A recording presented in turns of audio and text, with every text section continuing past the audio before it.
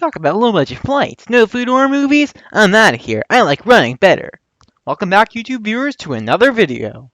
Alright, so I recently rewatched a bunch of Dreamworks movies, and I was thinking, we always talk about Dreamworks villains. I actually did a video on them recently. Because, yeah, they're great, Tai Lung, Lord Shen, Death, all those types of characters, but one thing I don't think people give quite enough conversation to is the protagonists of these movies. Sure, we talk about them, like Shrek, for example, Poe, but we don't really say make videos on them. We make tons of videos on DreamWorks villains, like Schiffer's Productions, Aldon, Greg Owen, all those guys, good YouTubers. But so I thought, why not cover a few DreamWorks protagonists? I'm not just gonna cover the ones in the thumbnail. I'll cover a few more, but I thought about talking about them, what kind of themes they add to these stories, why they work so well, and why we love them so much. Without further ado, let's do it to it and dive on in. Let's begin with Shrek.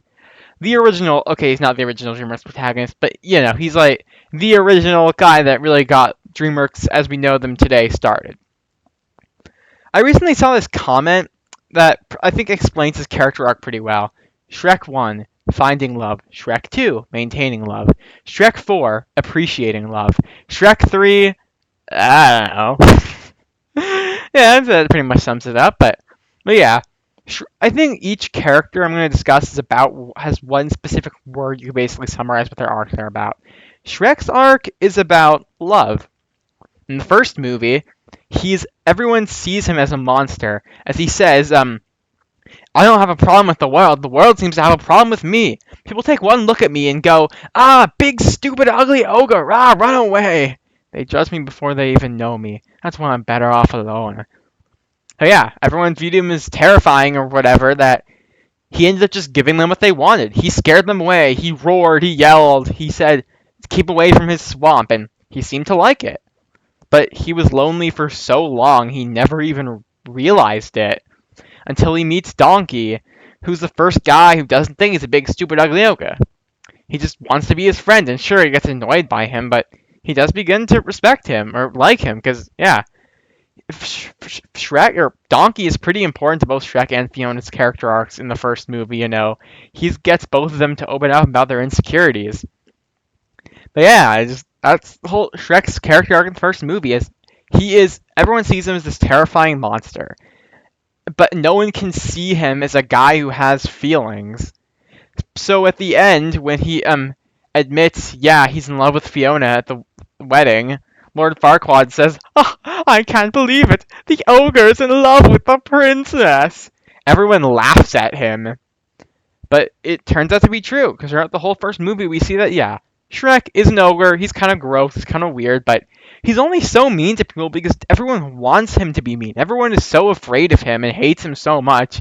He was never allowed to just open up to anyone, and because of it, he's built a figurative and literal wall around his swamp.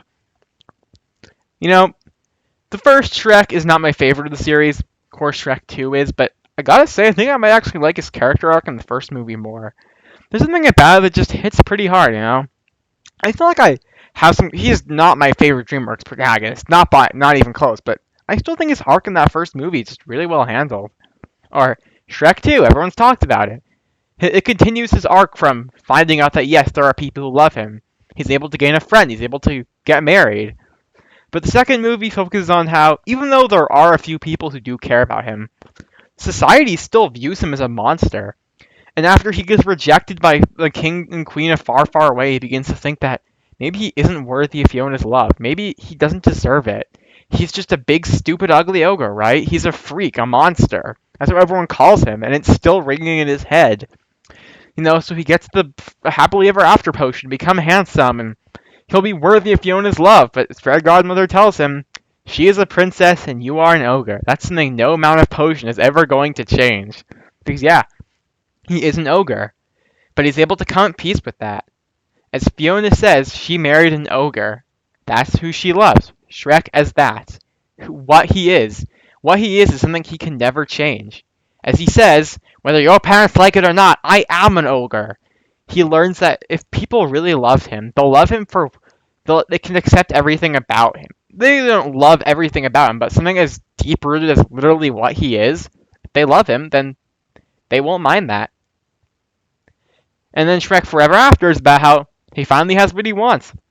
He has a family, friends, people like him. He's no longer viewed as a monster, but he's gone through the same song and dance day after day, week after week. It's begun to drive him crazy. He's become discontent with his life. He just wants to go back to one day where the world made sense. Just one simple day of being a scary ogre again. And then, of course, he goes through It's a Wonderful Life-esque character arc where he sees the world if he had never existed, what would happen to his friends and family, and sees that he should have appreciated his life more. I do like Shrek Forever After a fair bit. I think it's an 8 out of 10, but it's just barely an 8 out of 10, honestly. On rewatch, it felt really long, even though I still enjoyed it, but I think even if you don't like that movie, back when it came out, it wasn't too well liked, but even if you don't, I think you have to agree that movie was worth it just for the final lines. As he says to Fiona, I always thought I was one who rescued you from the Dragon's Keep. And she says, well, you did. And then he says, no, it was you who rescued me. His whole character arc is about learning that he is worthy of love and how much he should appreciate that. It's a really well done character arc. And yeah, it's not like these are my favorite DreamWorks movies or anything, as much as I do like them, but I think it just goes to show how well written he was and how much thought they put into writing his character, The villains work for mirroring that, First movie, we find out, as Shrek says, sometimes things are more than they appear. He may be a big ogre, but he's not a jerk. He's a nice guy who just everyone hates. But the villain, Lord Farquaad, he's exactly how he seems. He's just a mean, small jerk. Shrek 2, Fairy Godmother continuously tries to manipulates insecurities, telling him how you're just an ogre, you're not worthy of anyone's love. But he is. Shrek Forever After, Rumpelstiltskin manipulates him into trying to give him just that one simple day, only to see that he should have appreciated his life. Poe. Poe used to be my favorite DreamWorks protagonist, now he's number 2, but you gotta love Poe. It's been said before, but I have to mention it here. One theme DreamWorks has been able to tackle a few times is imposter syndrome. It was first done in Shrek 2, where Shrek feels like he has to live up to these impossible standards of being a son-in-law of the king of Far, Far Away, being married to Fiona, and how he just doesn't live up to these people with these super high expectations of him. Poe, in the first Kung Fu Panda, has to deal with the same thing. He becomes the dragon warrior. He's something he never thought he'd be, but something he always wanted to be. He'll get to be a great Kung Fu master. The thing is, everyone, including himself, have massive expectations for him, and he just doesn't think he can deal with it. He's fat. He's out of shape. He's not some kind of great skilled guy. He's a guy who works at his father's noodle shop. And he really does consider maybe just quitting. But after some great motivational speech from Oogway, he decides that no, he has to keep going.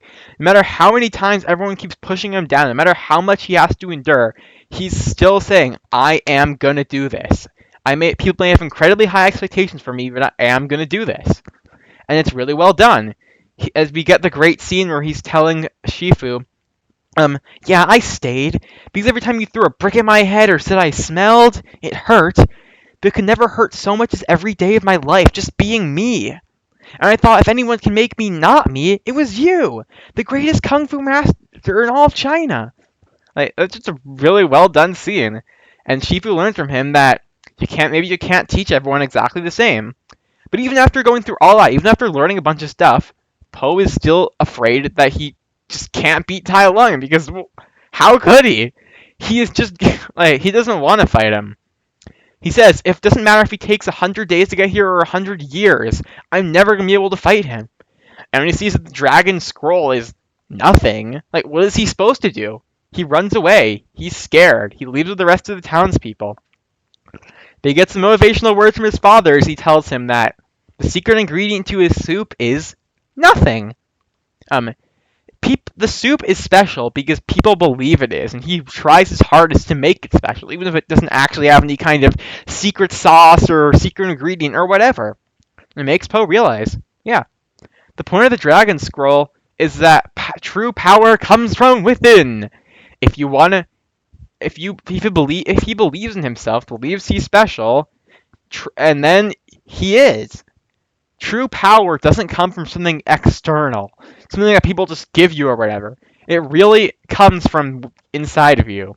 Something that Tai Lung is just never able to learn. To him, external validation is everything. And when he doesn't have that, it destroys his mind. And that's the reason he is killed by Poe, is because he forces a fight. He's still saying no. How could I lose to that big fat panda? I'm gonna beat him. Boom, he dies. Kung Fu Panda 2? Well, the first movie was about Poe's present. How is he going to deal with where he is now, trying to live up to these standards of being the Dragon Warrior? Kung Fu Panda 2 focuses on his past. Where did he come from?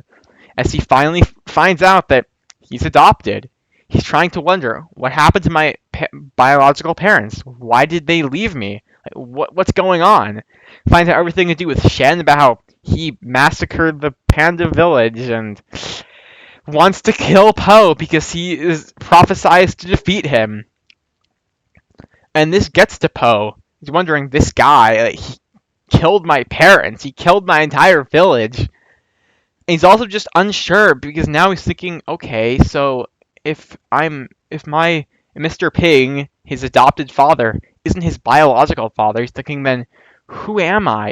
If he's not, like, he doesn't really know where he comes from. He knows he comes from a panda village, but what was that panda village? What were the pandas like? He doesn't know who he is. He wants so badly to know. And Shen continuously feeds on his fears throughout the movies. He tells him, your parents didn't love you, which is really tying into Shen's characters. He believes that his own parents didn't love him, even though they did. So he's trying to get Poe to think the same thing, even though that's not true. But Poe comes to terms with the fact that, no, his biological parents did love him. They sent him away so he would be saved.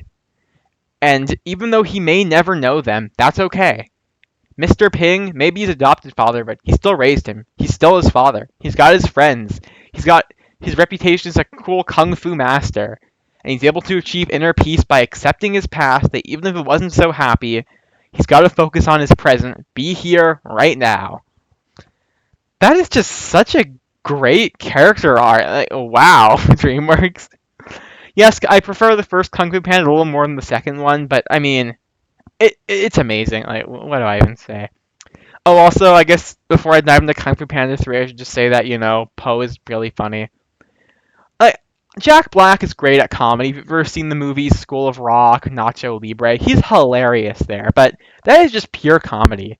I mean, there's plenty of comedy here, or, Super Mario Brothers movie where he was Bowser, but the Kung Fu Panda trilogy proves that he's not just good as a comedian. He can act. He can deliver some really emotional scenes.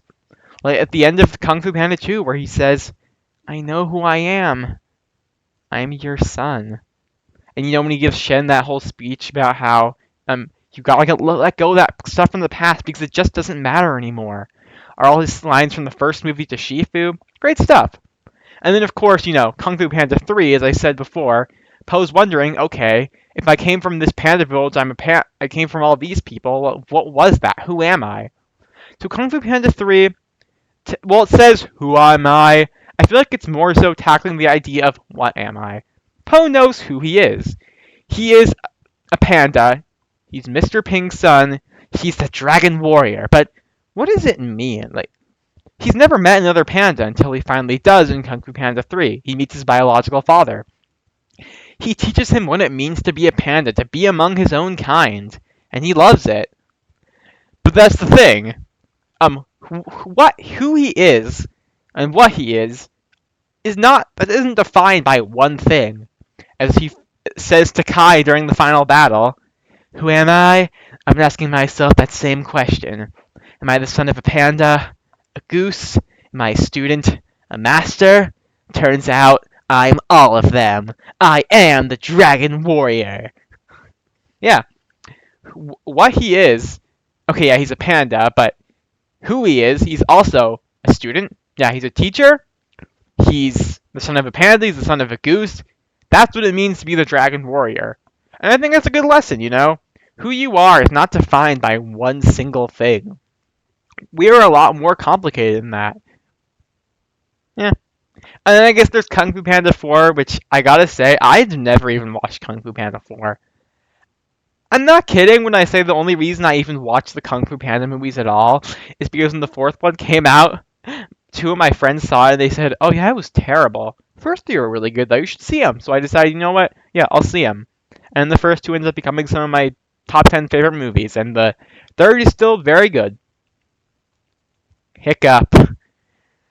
I have talked to death about the How to Train Your Dragon trilogy, but I feel like giving it my last rewatch last month, you know, I think I finally, and with how long I've been doing YouTube long enough to where I think I can make something decent, you know, I think I can give a pretty good analysis of Hiccup's character now. I already did do a video on just Hiccup last year, which I thought was a decent video. I thought my video on the trilogy as a whole wasn't too good. My reviews of each individual movie aren't too good either, but, you know, here's my definitive look, at least for now, on Hiccup's character. He works because, much like Shrek and Poe, you can easily split his character arc into a different arc per each movie. His arc in the first movie, as the director said, was about finding himself, because he doesn't really fit in with all the other Vikings on Berk. I mean, everyone basically fights dragons, but the thing is, he doesn't. He wants to, but he's small and weak, and nobody really likes him, and he's kind of a loser. He's Gobber's apprentice. I mean, Gobber likes him, but he's a blacksmith's apprentice. He can't fight. Sure, it means he's smart. He knows how to build things and things like that, which we do see throughout the whole trilogy, but he's not really that strong a guy or anything like that. He wants to be, though. He just wants to be like his father, who's the clan chief, which, yeah, great parallels. Contrasts. Well, he's this weak. Hiccup is this weak, small guy. Yeah, his father is this huge, buff guy with this big beard and muscles, and he's not just some Viking. He's the chief of the whole clan, and everyone respects him as this great leader. And while Hiccup may get into a lot of arguments with Stoic, he still does agree that, yeah, his father is one great leader. I mean, and also I always remember the line, they say that when he was a baby, he popped the dragon's head off with his shoulders. Do I believe it? Yes. But you know, things change when Hiccup finds Toothless. He's gonna slay this mighty beast. But he looks into his eyes, and he sees that Toothless was as afraid as he was. I looked into his eyes, and I saw myself. And yeah, he is, you know, famous scene from later in the movie. He lets Toothless go. And then when he finds that Toothless can't fly anymore, he bonds with him. He fixes his tail. He tries to become his friend, and he does. I think part of the reason the first movie is the most popular of the trilogy, even though my favorite's the third one, it's because of just how well paced the third movie is. I don't find pacing to be as big an issue in movies as it does for other people, but yeah, I gotta say, the first movie is really well paced. Every single second, basically, is devoted to developing the characters and plot and themes in some meaningful way. All the scenes of Hiccup and Toothless bonding work really well. Jay Baruchel's performance, the visuals, the music, everything. As we see, and since he's learned a bunch of things from hanging out with dragons, he's able to actually do a good job in dragon training. All the other Viking teens who saw him as a loser like him now. They're all his fans, basically. Except for Astrid, you know, the girl he has a crush on. Before, she didn't even know who he was, and now she just is mad at him. I don't think she hates him, but she just wants to know, okay, how did this loser become so good? And then she finds out. And we get the best version of the Superman takes Lois Lane flying, Aladdin takes Jasmine flying whole new world scene, except, yeah. I gotta say, Romantic Flight from the first movie is probably in my top 10 favorite scenes in any movie ever. Like, just wow. What a great scene. Anyway, yeah, so Hiccup does kind of have an idea of who he is by this point in the first movie. But he doesn't know that yet. Like, he knows he has some kind of bond with dragons, but really, what does that mean? And once his father denounces him, although you can see immediately after that Stoic regrets this, Astrid asks him, yeah, why wouldn't you kill Toothless? And she also asks him, oh, is it? Oh, why can't I remember all of a sudden? Yeah, she, she asks him this. Hiccup is just yelling, thinking, ugh, I was the first Viking who wouldn't kill a dragon, couldn't kill a dragon. And Astrid tells him, well, you were the first to ride one, right? Yeah. Teaches a lesson. Even if you can't do the things everyone else can do, you can probably do something on your own that they can't do. That makes you special. And yeah, by the end, Hiccup is able to get some dragons to bond, work together with the Viking teams. They're able to destroy the giant monster dragon, blow it up to smithereens, and everyone finally likes Hiccup. They see that turns out all they needed was a little bit more of this. Anyway, check it out. They gestured to all of him. That would alone be a really good character arc, I think. But I gotta say, the second and third movies, well, See, How to Train Your Dragon 2 is weird for me. It's my least favorite of the trilogy.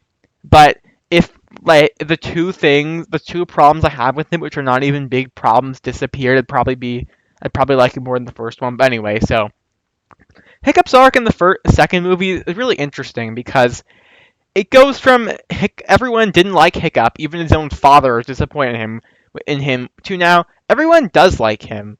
But that doesn't mean things are peachy keen for him now. Even though his father finally respects him, he still doesn't really want Hiccup to act like Hiccup. Like he's saying, alright son, you're gonna be chief now. I couldn't be more proud of you. Alright, you're gonna do this. Even though Hiccup says, Dad, I don't want to be chief, he says, oh, you're gonna be chief, boy. Although I do like how, well, in the first movie, it showed how Hiccup, the younger generation, was able to teach his father, the older generation, a lesson. The second movie shows how being young doesn't necessarily make you all better.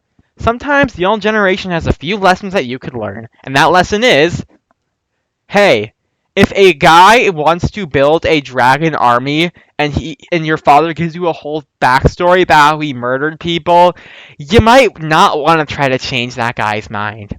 And yeah, it does work for Hiccup's character. He's so adamant in this idea that, yeah, if I could change your mind, Dad, I can surely change Drago's mind. And if you factor in the Netflix show, then yeah, he was able to change Vigo's mind, Dagger's mind. And those guys are pretty bad. Although I do want us to think Vigo's redemption was super rushed, but whatever. Point is, Hiccup has seen villains turn into heroes before, and his father was so adamant in his hatred of dragons. Well, as we find in the third movie, not really hatred, but whatever. Point is, he was so if he was able to change all these people's minds, surely he could change Drago's mind, right? No, and that leads to the death of his father. Hiccup has to become chief now. He has to accept responsibility. He may not want the responsibility, but doesn't really want to grow up either. But, at one point, you gotta grow up eventually. Whether you want to or not is completely irrelevant. It's something that just is gonna happen. And I think that's a really good message that, hit me pretty hard. A lot harder than any of Shrek or Poe's arcs, although, I don't know if that's entirely true, but yeah. I just really like arc in the second movie. I'm always gonna probably my favorite scene in the second movie is Stoic's funeral, where Hiccup gives this whole speech about how he was always so afraid of becoming his dad because he thought he never could. How do you become someone that great, that selfless? I guess you can only try. But his mother tells him, your father, he maybe have been disappointed in you in certain times, but back when you were born, you were born early, and she feared that Hiccup wouldn't make it, but as she says, your father always believed that you'd become the strongest of them all, and he was right. And yeah, Hiccup accepts what his father said to him. A chief protects his own. We're going to Berk, we're going to stop Drago. And then we get to the third movie, which every time I watch it, it makes me cry many times. Okay, it doesn't make me cry a ton each time, but it still happens multiple times. So, Third movie, best animated movie ever in my opinion, but there's just something about Hiccup's arc here that just works for me way more than any of the others. And that means all of the other characters I'm going to talk about. Hiccup is chief of Berk. He's been chief for a year. He's safe in his mission of taking all captured dragons, bringing them back to Berk for this human dragon utopia. But here's the thing. Berk has become a target. I mean, it is probably the place with the largest amount of dragons in the world. And everyone knows about Berk. Trappers, hunters, they're gonna want to come there to steal and kill dragons. Also, how do you live in a place like that? It's so crowded now that it's just nearly impossible to live. There must be thousands and thousands of dragons there.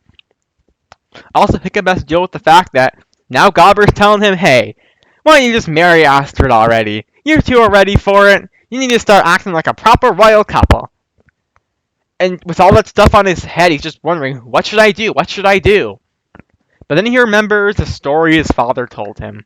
Back when he was just a little boy, probably 5 or 6 years old, Stoic held him in his arms and said, "This is Berk, son. I am chief, and it's my job to protect everyone. And one day that job will be passed on to you. It's very important, son." And he tells him how beyond the waterfalls, at the edge of the world, there's a place called the Hidden World. Not just a nest of dragons, but the birthplace of dragons. Their home, where all of them come. And he says how he hopes to one day find the Hidden World so he can seal it up, so that humans and dragons will fight no more. Can we talk about how that line made me cry the last time I watched this movie? It's affecting, sure, the first time you watch the movie, but once you know what's gonna happen at the end, there's something about that line that just really hits me more than... Yeah, the flashbacks are amazing, but no. This is basically just turning into an entire review of the How to Train Your Dragon trilogy. I kinda can't help myself. I love these movies, but yeah. Hiccup's goal is to do what his father never could. Find the hidden world, except this time, he is going to take all of Berk, and they're going to live in the hidden world so they can be with their dragons, but they'll be hidden safe away from hunters. But here's the thing. Once Toothless meets the Light Fury and falls in love with her, and Hiccup initially just lets him go so he can go around with the Light Fury or whatever. He's wondering, okay, when's Toothless going to come back? Because everyone tells him, Hiccup, gave him his freedom. And he's probably not going to come back. And he's saying, but I didn't know he'd leave for good. And Hiccup's arc on the third movie is about learning how he does have value even by himself. Because let's be honest with ourselves. Hiccup was a loser before he met Toothless. He had no self-confidence. Everyone didn't like him. Every time he's been able to do something great in these movies, it was by Toothless' side. But he has to learn that he still is able to do things himself. As Astrid says, I am the person I am today because of you. You are the bravest, most determined, most stubborn knucklehead I know. Toothless didn't give that to you, Hiccup. He just made it easier. And now it's going to be a lot harder. So what are you going to do? I don't know. Probably something stupid. And he comes up, this is the first, out of all 3 movies, first 2, the climax was the Vikings riding into the big final battle on dragons. But now, they have no dragons. So instead, they use their wingsuits to fly in. Because the first 2 movies, especially the first one, did a good job establishing that dragons may not be as smart as humans, but they're still way smarter than animals in real life. In a way, they're still kinda sentient. And this movie really shows Toothless at his best. He really feels like his own proper character, even though he can't speak. Toothless may as well be a person, at least to some extent. Same goes for all the dragons, and they have their own wants and needs. As Hiccup says at the end, when he finally realizes the decision he has to make, I was so focused fighting for a world I wanted, I never stopped to consider what you needed. Because when he and Astrid finally make it to the hidden world, they see that not only is this definitely not a place where humans could live, that Toothless is the king of dragons. As he lets out his massive roar and all the other dragons bow down to him. He's got a queen in form of the Light Fury. he belongs there. Because at the end of the day, dragons and humans are not the same thing. They can live together maybe one day, but not in the present, not with evil people like Grimmel who are never going to stop coming for them. And since Hiccup and Toothless are best friends, they understand this. They both want each other to be safe. And as Hiccup says, "Go, Toothless. Lead them to the hidden world. You'll be safe there. Safer than you could ever be with me." And I love that we get the scene at the end where they reunite 10 years later, but yeah, it's so well done. Hiccup learns that he has value all by himself, and he also learns that you can't always have the world you want. And with love comes loss. It's part of the deal, but in the end, it's worth it because there is no greater gift than love. If I could sum up Shrek's journey in one word, it's love. Pose, it's, I don't know, determination probably. Pickups, it would be maturity. Jack Frost. I've not really ever talked about him outside the one time I mentioned Rise of the Guardians in my last Dreamworks ranking, but I think he's a really good character, he might be better than Shrek in my opinion, honestly, even though I don't like his movie as much as, say, Shrek 2, but, So, his character arc works, I think, because, well, the other movies were about guys who nobody liked, but everyone knew who they were. Okay, not really Poe, but, Jack Frost is, people literally can't see him. Because no kid ever heard of Jack Frost. Just an expression, they think. So, well, a kid will believe in Santa, and therefore in this universe can see Santa, or the Easter Bunny, or the Tooth Fairy. They wouldn't be able to see Jack Frost. But despite all he does so much for all these kids, and he wants people to be able to see him. He wants to be recognized for what he's done. He wishes people would just believe in him. And he becomes a guardian, but he doesn't want to be a guardian. He just wants to have fun, And he goes through a really nice hero's journey as he has to learn what is his center. And since he's a guardian, he's got to be a guardian to something, right? Well, he's the guardian of fun. He creates snow days. That sort of thing, as he says. I love his dynamic with the Easter Bunny, by the way. Just the way he butts heads with him, but the two eventually become friends at the end. The way he's kind of mentored by Santa. Well, it's just really well done character. We get, your classic villain tries to get the hero to join him in the form of Pitch Black, saying, we could make the whole world pitch black. And Jack Frost, too. They'll believe in us. No, they'll fear both of us. Yeah, I really like Rise of the Guardians, I think it definitely earns status as a cult classic, but yeah. I think his journey he wants people to believe in him. And by the end, he does. But the main kid in the movie worries that if Jack and the other Guardians go, maybe he'll stop believing in them. But he says, hey, when the sun goes down so the moon can come up, do you stop believing in the sun? No. Well, there you go. Just because you can't see something doesn't mean it's not real. That's what belief and faith is about. I mean, if you're religious like me, then yeah, there are certain you can't see God. Sorry, maybe you guys don't want to be getting onto this tangent, but yeah. But it doesn't mean you don't believe. You have signs. Megamind. I love Megamind. The character of the movie, it's just awesome. His character is just so interesting to me because he is a villain. In fact, he's sort of like Shrek, where he basically serves a role in society as the villain. But not because he wants to be, it's because that's how everyone sees him. Society views him as a threat, a monster. So he's gonna give him that. He's this cartoonishly evil Saturday morning cartoon superhero villain who gets beaten every single time, but he still comes back every single time to defeat Metro Man. But once he seems to have accidentally killed Metro Man, he gets to finally take over the city. He has everything he ever could have wanted. But he begins to realize how empty his life is without Metro Man, because what's a villain without a hero? Now he has no real purpose. He just walks around in his pajamas. Yeah, that's basically what he does. Until he gets some inspiration thinking that, yeah, you're right, Roxanne. Heroes aren't, born, they're made. Except he thinks that heroes are made in a lab, not with experience. So, he accidentally turns Hal into Titan, and Titan and Hal, yeah, doesn't become what society wants him to be. He becomes who he wants to be, and that is a supervillain. But Megamind also comes to the realization that he doesn't have to be who everyone says he is. And who does he want to be? He wants to be a hero. He wants to have a purpose in his life, and ultimately, being a villain can only go so far. And yeah, when Hal is destroying the city and no one is there to stop him, who else is going to do it but him? Who else has the ability to do it? And so he does. And he goes from being the hated villain of the city to being his hero. Oh, and he's hilarious. Like, this is Will Ferrell's best performance, guys.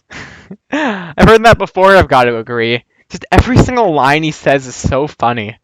Like when he says, "Wow, what is this? It's like the monitor in the lab, but it only gets one channel." And Minion says, "That's a window, sir. All the kids are looking into them." Puss in Boots. Fear me if you dare!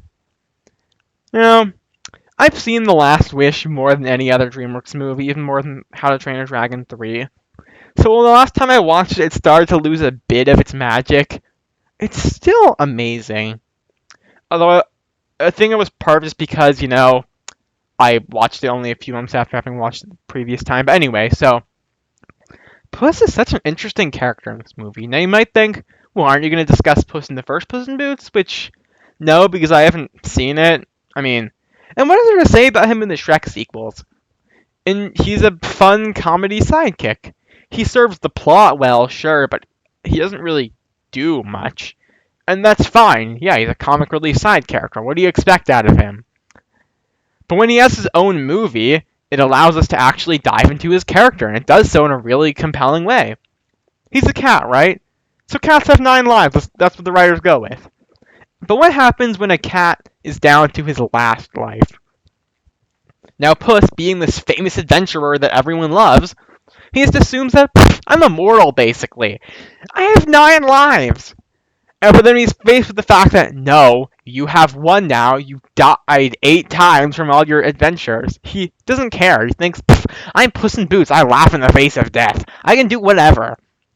Until he literally has an encounter with death. Of course, he doesn't know that yet.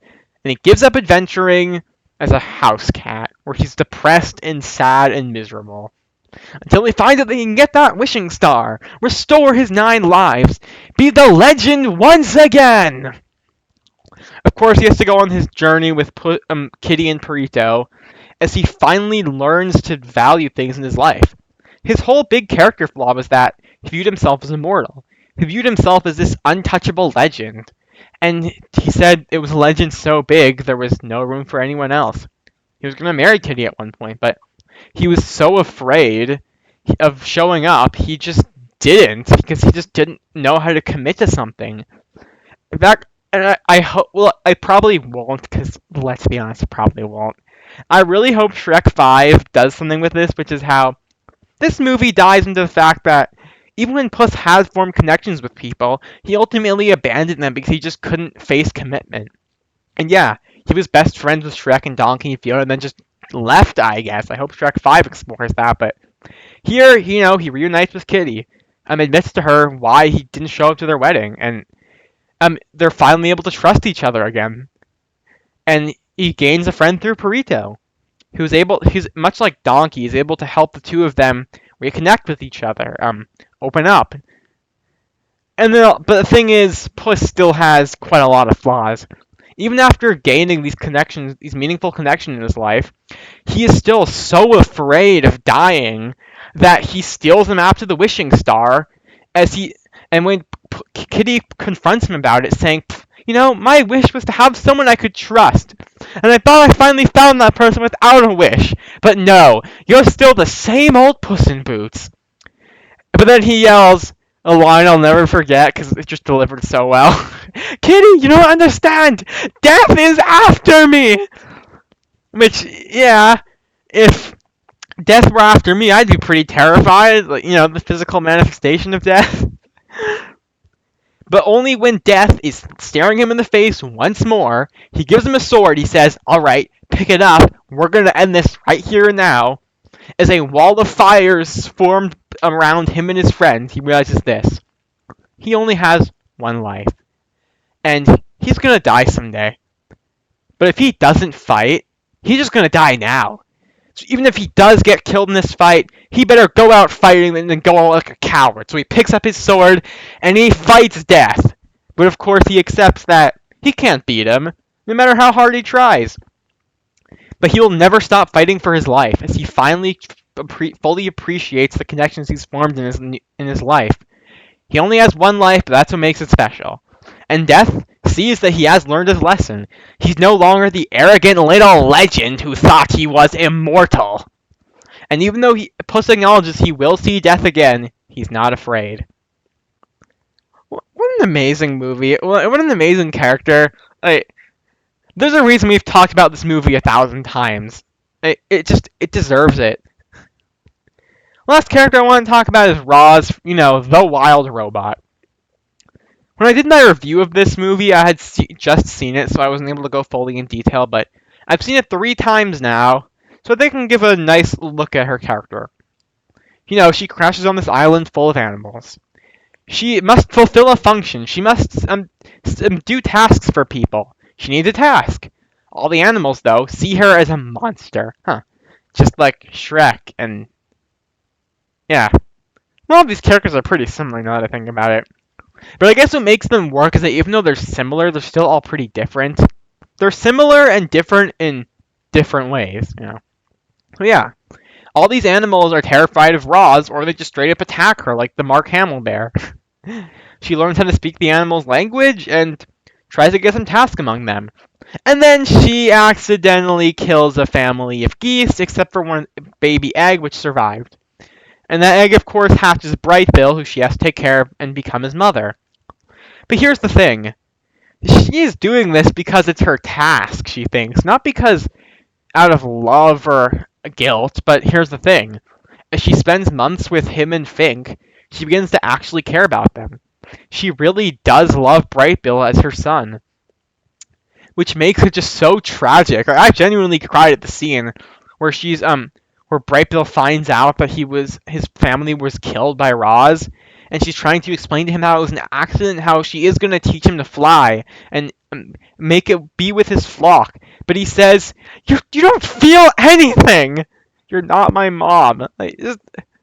Chris Sanders, you genius. But yeah, but even though the two have gotten into an argument, Roz is still able to get Bright Bill to follow her, and she's able to get him a flying teacher.